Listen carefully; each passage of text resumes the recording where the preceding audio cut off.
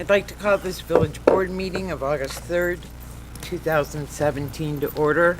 Would the clerk please take the roll? President Jackson, Here. Trustee Schmidt, Here. Trustee Sullivan, Here. Trustee Light, Here. Trustee Maritano, Here. Trustee Pojek, Here. Trustee Schroeder. Excused. Would you all please rise and join us in the Pledge of Allegiance? I pledge allegiance to the flag of the United States of America and to the republic for which it stands, one nation, under God, indivisible, with liberty and justice for all.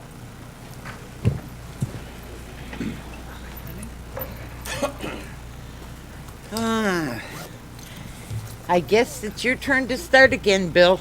I guess so. I will gratefully accept. Thank you, Mayor. You're welcome. The next Coffee with the Mayor and Village Board is scheduled for Saturday, August 5th from 10 a.m. to noon at the Center for Senior Citizens.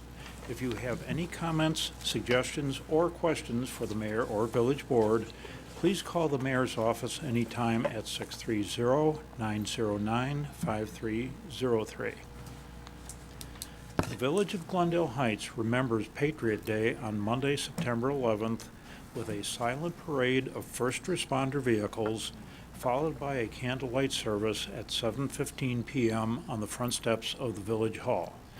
Please join Mayor Jackson, our Village Board of Trustees, police and fire personnel, neighbors and friends as our community comes together for a moment of silence and reflection on Patriot Day, and we remember those we lost on September 11th.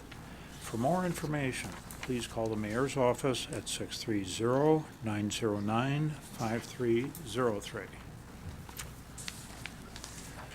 The Village is proud to announce that the construction of the Village's North Avenue Flood Alleviation Project is nearly complete.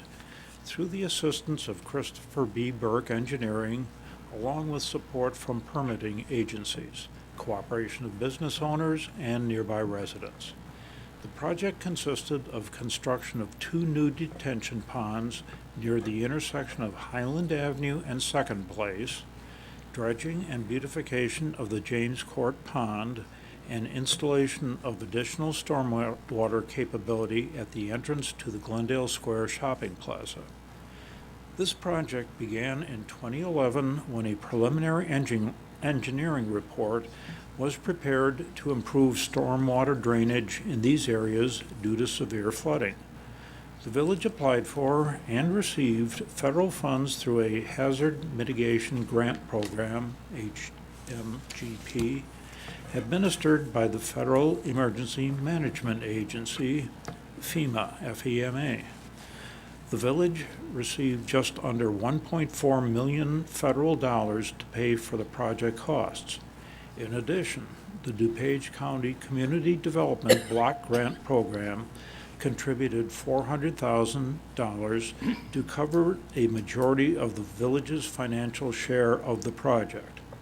The Village's pursuit of grant funds to assist with the implementation of this project has significantly reduced the financial burden on its residents and taxpayers.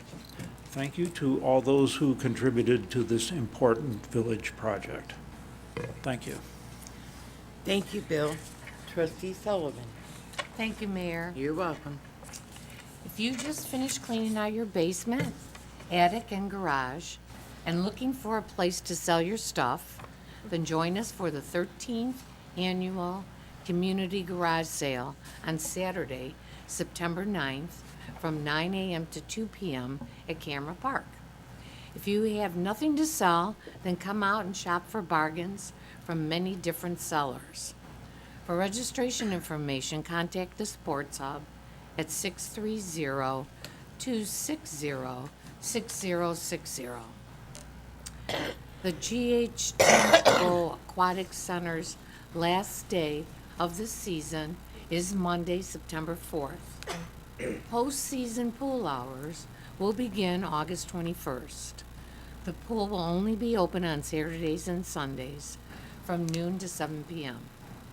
Come on out and take a dip in the pool, hang 10 on the Flow Rider Surfing Simulator, and enjoy the exciting water slides and diving complex. For more information on GH2O and the postseason hours, contact the Sports Hub at 630-260-6060. Thank you. Thank you, Sharon. Trustee Light. Thank you, Mayor. You're welcome. The Village of Glendale Heights is gearing up to present the 35th Annual Show and Shine Car Show and Swap Meet at Camera Park on Sunday, September 17th from 10 a.m. to 3:30 p.m. There will be 19 classes of vehicles on display, along with a swap meet, food, music, and touch truck for families and kids.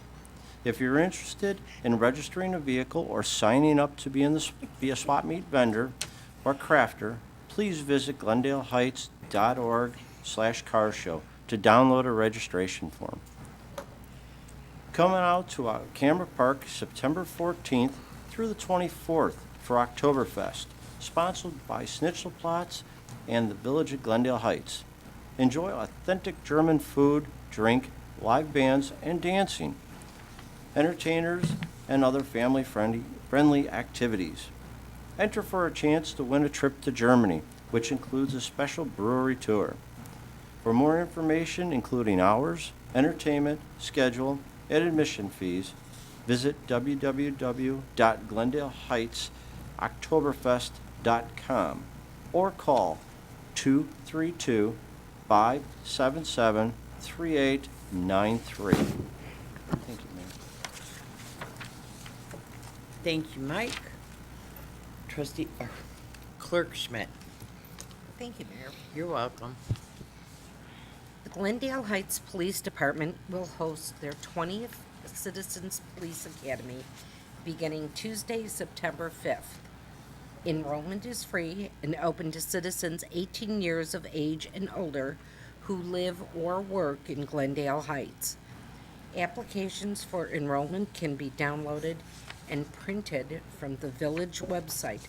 For more information, contact the police department's non-emergency number at 630-260-6070. Thank you. Thank you, Marie. Trustee Meritato. Thank you, Mayor. You're welcome. The Glendale Heights Historic House, located at 311 Windy Point Drive, will be open for tours on Saturday, August 12th, and Saturday, September 9th, between 10 a.m. and 1 p.m. Your nostalgic clock will turn back to the way things were over 100 years ago. As you see the working pumps on the kitchen sink, wood-burning stoves in the kitchen, oil-burning light fixtures, and a player piano in the front parlor. Read all about the history of Glendale Heights in the exhibit hall, where you will learn about the original settlers from the 1830s to the incorporated of the village of Glendale Heights in 1959. For reservations on the historical house tour, please contact the mayor's office at 630-909-5303. Showcase your surfing skills at the annual Flow Rider competition on Saturday, August 19th at the GH2O Aquatic Center. Register by 1:30 p.m. as the competition starts promptly at 2 o'clock. Pre-register is encouraged at the Sports Hub. Surfers will have a chance to win the gift packs, gift cards, and more. Judges will be scoring in 2 different divisions, stand-up and flowboard. For more information, please contact the Sports Hub at 630-260-6060. Thank you. Thank you, Pat. Trustee Pojek. Thank you, Mayor. You're welcome. The Glendale Heights Police Department invites public comment from residents on Tuesday, August 15th at 7 p.m. in the Village Boardroom. This public comment will be part of the re-accreditation process as administered by the Commission on Accreditation for Law Enforcement Agencies and involves an examination and assessment of all aspects of the Glendale Heights Police Department policies, procedures, management, operations, and support services. The Glendale Heights Police Department first received this accreditation in 2008.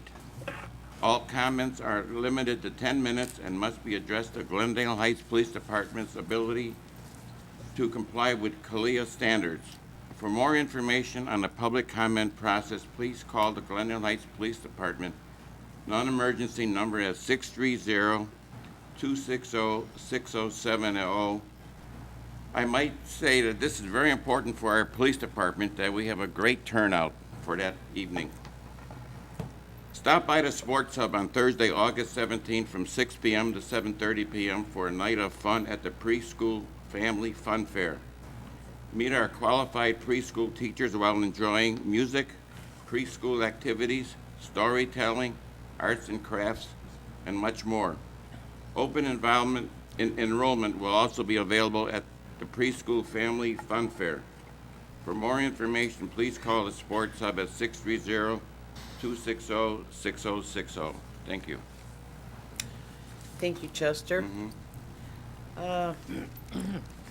Next, I have an appointment to our Parks and Rec Committee, and I would like to put the name before you of Enrique Arroyo, You need a who's been coming to meetings for quite a while and very good addition to our Parks and Rec Committee. So, motion would be in order to concur with the appointment. Trustee Sullivan, Motion to concur with the appointment. Parks and Second. Recreation. Nope, second. Sorry. all those in favor? Aye. Opposed? Thank you, everybody, and welcome Enrique. Next, we have public discussion of agenda items. If there's anyone in the public that wishes to address this board on an agenda item, please step forward.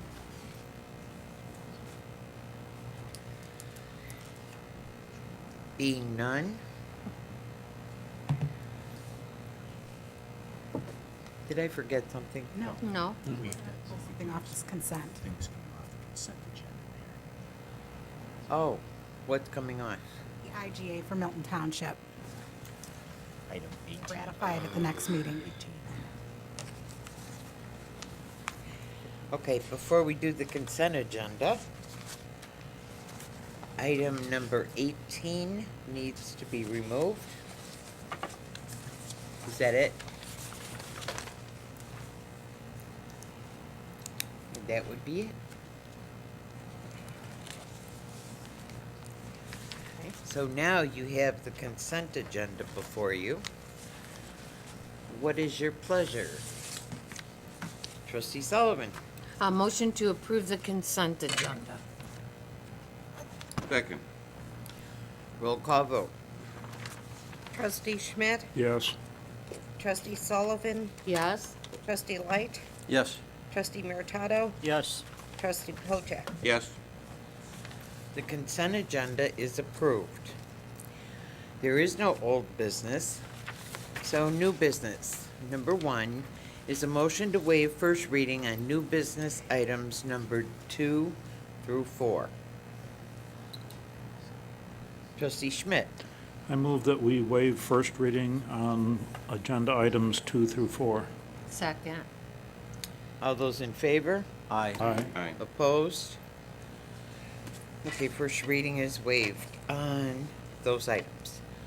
Number 2 is an ordinance ratifying the sale of surplus personal property of the Village of Glendale Heights. That was our police canine dog.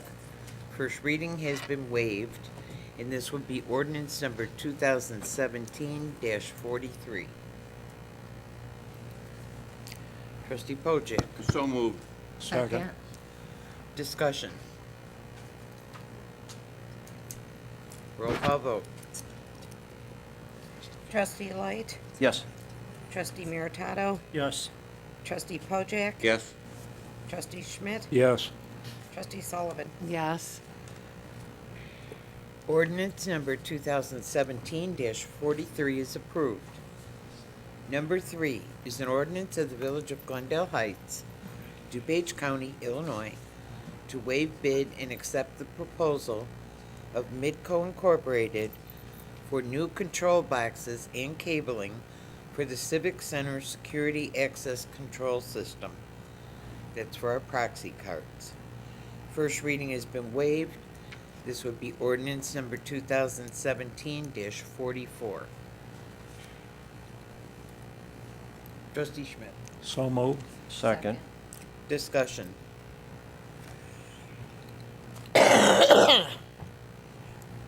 Roll call vote. Trustee Meritato? Yes. Trustee Pojek? Yes. Trustee Schmidt? Yes. Trustee Sullivan? Yes. Trustee Light? Yes. Ordinance 2017-44 is approved. Number 4 is an ordinance authorizing the execution of the Illinois Public Works Mutual Aid Network Agreement, IPWMAN. First reading has been waived, and this would be ordinance number 2017-45. Trustee Light. So moved. Second. Any discussion? Roll call vote. Trustee Schmidt? Yes. Trustee Sullivan? Yes. Trustee Light? Yes. Trustee Meritato? Yes. Trustee Pojek? Yes. Ordinance 2017-45 is approved. We are now back to public discussion of agenda items. If there's anyone in the public that wishes to address this board on an agenda item, please step forward. Being none, Trustee Sullivan. Motion to adjourn. Second. All those in favor? Aye. Opposed? This meeting is adjourned, and Committee of the Whole goes to you, Mike. Yay. I would like to call the Committee of the Whole meeting for Thursday, August 3rd, 2017, to order. Marie, could you take note who's here? Noted. Do we have any additions?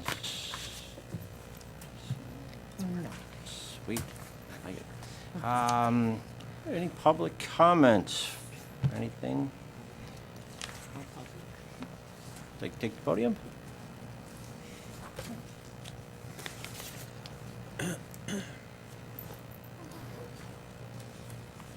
My name's Kevin. I think I came here a couple months ago. I don't think the mic is working. Last time. No. No. This is working? Okay. Oh, it is. Last time I was here, I didn't have these nice business cards God with bless my you. contact information, so I just wanted to give everyone my updated contact information. I'm Representative Deb Conroy's new Chief of Staff. So, and I also wanted to update you with what the representative is doing. We have an art contest that we're encouraging everybody in the district, all the children in the district, to submit artwork to. We have 3 categories: K through 2nd, 3rd through 5th, 6th through 8. The winner of the for each category gets a backpack with art supplies and a Dairy Queen gift card. So we encourage everyone to share. I have a bunch of flyers to share the flyers to anybody that they would think would be interested in submitting artwork. We're also having a school supply drive for benefiting Queen Bee School District. We have a few locations. I think we have a bin at the sports hub, and one should be here in the Village Hall, and the Sunrise Chevrolet, Remax. So we encourage anyone to donate supplies to benefit the Queen Bee School District. And another thing I just want to share was, I'm sure everyone has heard about the bill that was signed by Governor Rauner a couple weeks ago called Charlie's Law. That has to do with Illinois being the first in 50 states requiring insurance companies to cover treatment for a disease known as PANDAS. And PANDAS is an acronym for Pediatric Autoimmune Neuropsychiatric Disorder associated with strep. And so a small percentage of children who are affected by strep throat, they have this complication that arises, which leads to neuropsychiatric disorders. So you can put your kid to bed one night, and the next morning they'll wake up with psychiatric disorders like schizophrenia, separation anxiety, depression, and for a long time there was not a lot of information about this disease, but two moms, one from Lombard and one from Naperville, approached Senator Tom Cullerton, Representative Deb Conroy, and told them about their struggle with this, with pandas and the fight that they had to have with the insurance companies. And so these two moms who started off, approaching their representatives with a local issue, now, have our spokespeople at the national level. And Illinois is the first in 50 states to require insurance companies to cover the expensive treatment for this disease. But it is a very effective treatment and has now led to 27 states are now following suit. And so in a time when people are very frustrated with the way things are going on in the state, we just want to let people know that there's still good governance going on and good legislation being passed. And, I don't think these two moms thought that they would ever win a fight with the insurance companies, but I encourage everyone, regardless of how small they think their issue is. I'm sure if you think it's just in your community, you're probably wrong. There's probably a ton of communities across the state that struggle with similar issues. So I encourage that constituents reach out to us and bring your issue to light, and we'll see what we can do, because you never know what we can accomplish. Is that a temporary issue for that child? If it's not treated within the first 6 months to a year, it becomes permanent. So now they're saying that because awareness has been brought, first you should know that this bill was passed unanimous in the House and Senate. All senators and representatives voted this bill through. Representative Conroy had been working on this bill for 4 years, and what they had found was once these two mothers had approached Deb and Senator Cullerton, they realized that there were families in every single district in the state that had struggled with had children that struggled with this. So there's hundreds of kids in the state that are going to benefit now from the treatment and the awareness that's been brought to this. And now they're saying that it's a possibility that 20% of the people that are in mental health institutions had their disease as a result of pandas, which is very curable. And so it's bringing light to bringing a new research and new information to the mental health crisis. Kevin, where can more information be found on this? Is there a website people can go to that would... Now that there's a lot more attention brought to pandas, I think if you just Google pandas, pediatric autoimmune neuropsychiatric disorder, just Google pandas, and there should be a national website, Facebook a big Facebook group that is based out of Illinois, and there's a lot of press out around it right now. It was national news to push this legislation through. So I'm sure there's plenty of information. You just Googled it, you'll be able to find something. Mike, there's a lot of information on the National Institute Health website about it. There is? Okay, I was just curious. And then the art stuff and the school supplies, there are links to any of that on Deb Conroy's Facebook page or website? We'll have our flyers and everything posted. Right now we have the art supply flyer up. We'll have the school supply drive flyer up this week as well. So just you can go on the representative's Facebook page and encourage everyone to just share the flyers. So. Thank you. Oh yeah, sorry. Saturday is a shred event. That was actually I wanted to invite the board to come out and help us out on Shred Day and show the constituents that we could the kind of services that we can provide working together with the state office. Shred Day is going to be a great opportunity for residents to protect themselves from possible fraud. So getting rid of that sensitive material is very important. So yeah, it is. Thank you also Glendale Heights for hosting or helping us out with the Shred Day. But I also wanted to invite the board to come out and be there, helping us out with the shredding. Thank you. How do residents prepare for the shred event? Bring it in boxes, and how much can they bring? It's 2 boxes per vehicle, and we hope that everyone makes sure to take off. How big can the staples. boxes be? Yeah, I honestly don't know that, but just get there early because they can only shred stuff until the truck is filled, and make sure there's no metal or anything. I spoke to the AT&T spokesperson and said be really careful with any sort of metal. I don't know. I guess sometimes people sneak some things in there that they want to get destroyed as well, and then it messes up the truck. So make sure that paper clips and staples. I think that might be fine, but still, just to be cautious, make sure that there's no metal in any of the things that are trying to be shred. Yeah. Awesome. Thank you very much again. I'd like to give out my. Yeah, just give it to Nicole, yes, thank you. Thank Thank you. you. All right. Any more public discussion? No? Okay.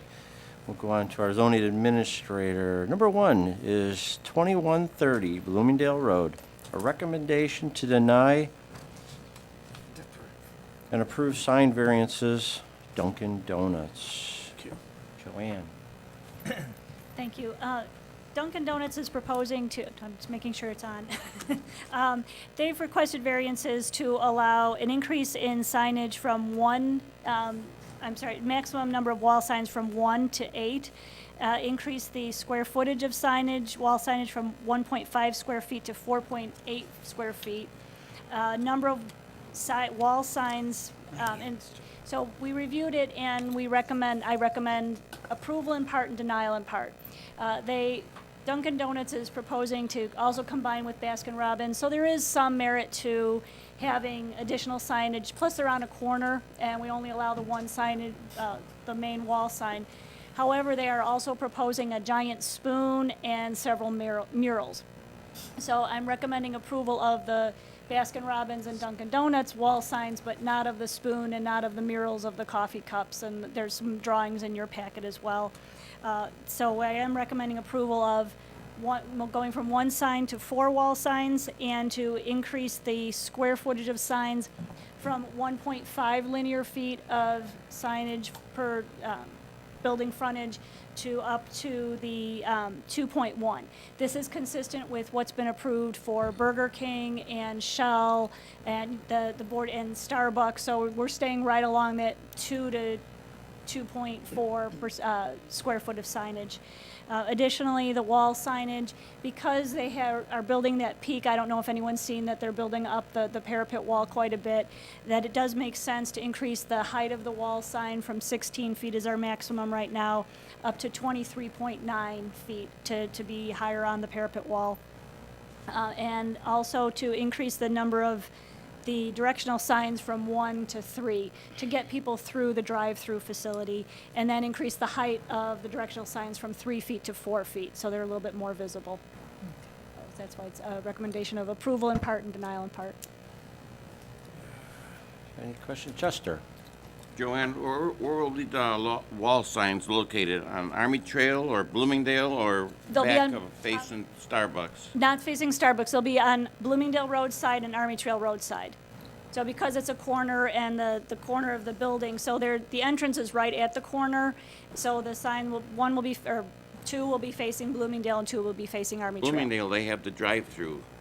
Is there going to be enough room there? Oh, yes, yeah, it'll be, yes. The drive-through is actually, well, it starts on the south side interior and then it wraps around the side of the building. Okay, thank you.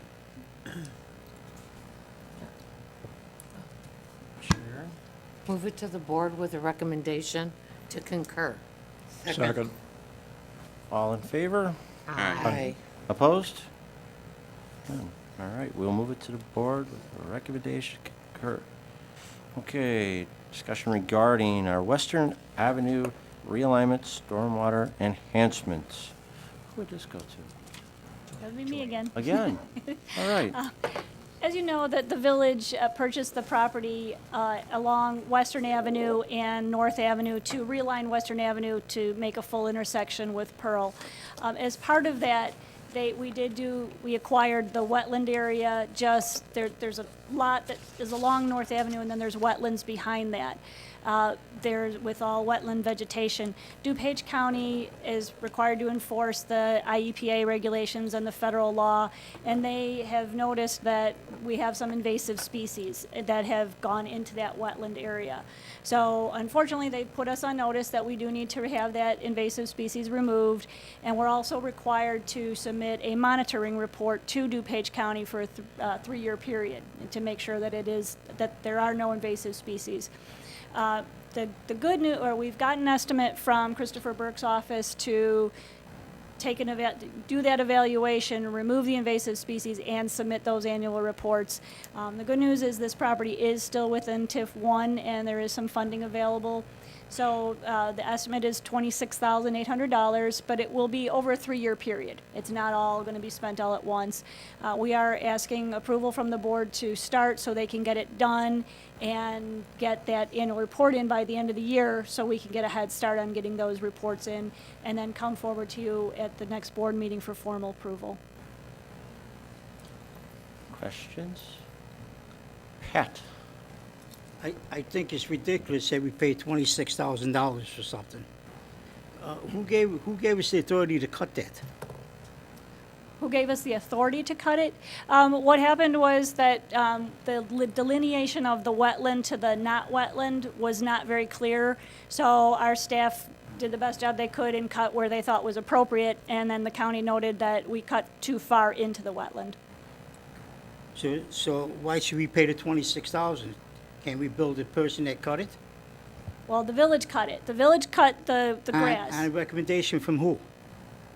I don't know that there was a recommendation. I think that there was not a clear delineation of where the boundary was. So that's part of what Christopher Burke is going to do, is say, this is where the boundary, but the cutting really isn't the issue. It's more the invasive species. So they said, you know what, you're cutting too far, don't cut as far into it, which is an easy fix, it's going to grow back.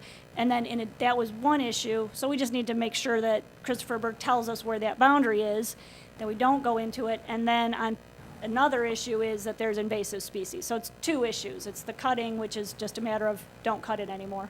Right, the cost of this project is to restore the natural species that are supposed to be there with the wetlands and not have species not supposed to be there that are taking over what is required for wetland areas. So, Really, I mean, there's really nothing we could do about it. It's, an I issue. still can't understand why we have to pay for it. And then we gotta give them a report for the next 3 years on what we're doing. I think that's crazy. That's the law. We're obligated to follow the law, and just then they're obligated to tell us that if we are not doing it, and if the invasive species occur, and we just have to monitor it. And then eventually, it won't be, once we remove the invasive species, they'll stop coming back once we get the roots. Yeah, I understand that, but in the meantime, it's $26,000. I know it's TIF money, but I mean, it's still our money. Yes. How are you going to remove the bad species? I'm not sure how Christopher Burke will do that. There's a couple options. One is to go out and pull, and the other is to do selective poison control, but they have to be, it's mostly going to be hand pulling because they don't want to damage the wetland. So And it's also through controlled burns, correct? Yes. Through what? Controlled burns. That's how- Burn? Oh, okay. Any other? I mean, I see your point, Pat, about the 26,000, why we have to pick it up, but how are we gonna get around that? I mean, it's something that is probably, I don't know if it's the right word. I don't know, Don, is there something that, is there mean, something we could do? I don't think so, Pat. I think to be in compliance with the EPA requirements, we're just gonna be obligated to do it. I mean, it's not something that I get, as Right. Sharon said, I get your point, but I think this occurred probably through no fault of anybody. And now, if we're gonna be in compliance with the environmental EPA regulations, we're gonna have to just remediate it. And the county puts all communities on notice, so just, they have staff that go out and monitor these wetlands. I'm not gonna be, well-liked after I make this statement, but You know, when they have somebody on the hook, let somebody else pay for it, like the village, costs us $26, yeah, go ahead. So we're stuck. And so All right. they push the money to somebody else. That's what they do. I This is, still say the county should be paying for it. this is not, we can't do this in-house then, correct? There's nothing we could do on any level. Well, with controlled burns, you need special licensing and to plant the right species and make sure that we're following the wetlands requirements. That's why we have Seabell taking over this project. They have the expertise.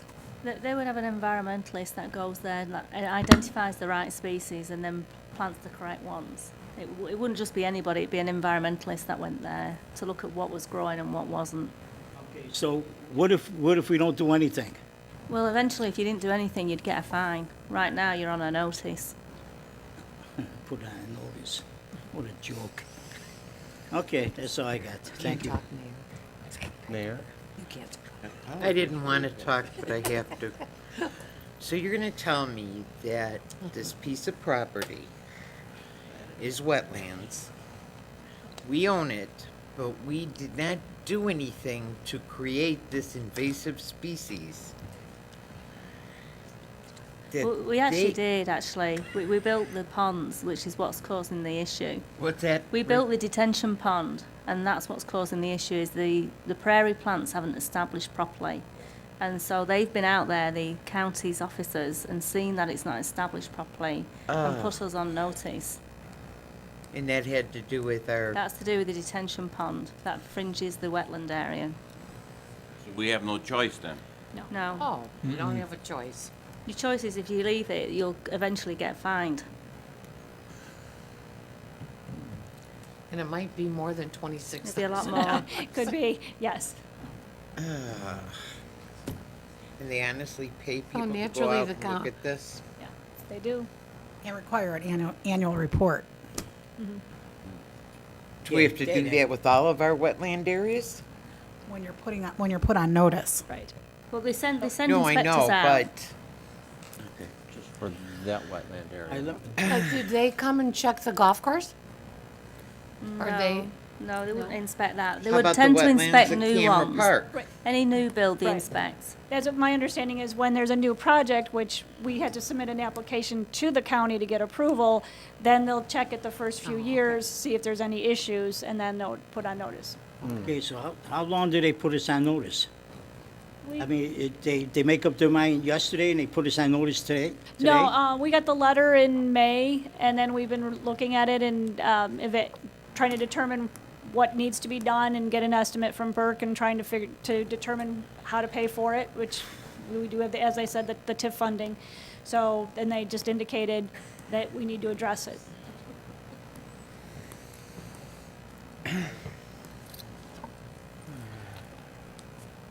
Any more questions? No. you have no, to I know when I have to keep my mouth shut. Sharon? Move it to the board with a recommendation to concur. All in favor? Aye. Opposed? Hey, Ayes have it. We'll move it to the board with a recommendation concur. Excuse me, who seconded? Nobody. Oh. It's not necessary. It's not necessary. Not necessary for a That's committee okay. meeting, but. Are we good? Are we good on that then? All right. Yeah. Okay. No other discussion on anything? Sharon? Motion to adjourn. All in Second. favor? Aye. Aye. Second I'll that one. second that was. Opposed? Motion is, No sorry. No motion executive carries. session, yeah. And There was meeting is never one. adjourned.